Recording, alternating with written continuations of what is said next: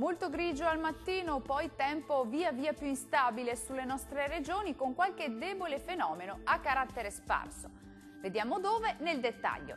Sul Veneto nebbie diffuse al mattino, solo in parziale sollevamento col passare delle ore. Dal pomeriggio qualche pioggia sul veneziano, ma tempo via via più instabile anche sul resto della regione.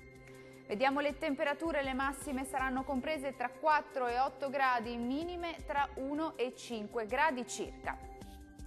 Spostiamoci ora a vedere la situazione del Friuli Venezia Giulia. Anche qui locali nebbie e nubi basse sui settori meridionali al mattino, col passare delle ore nuvolosità in aumento anche con possibili piovaschi a carattere sparso.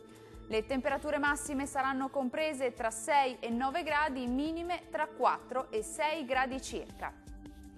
Spostiamoci ora a vedere che tempo farà sul Trentino Alto Adige. Molte nubi sui settori centro-meridionali, ma senza fenomeni degni di nota, ampio soleggiamento altrove e con cielo poco o parzialmente nuvoloso.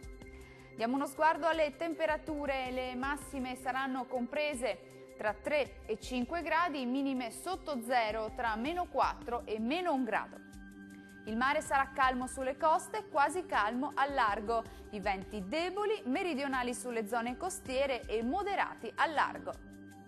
Dal meteo di Antenna 3 per ora è tutto. Arrivederci al prossimo aggiornamento.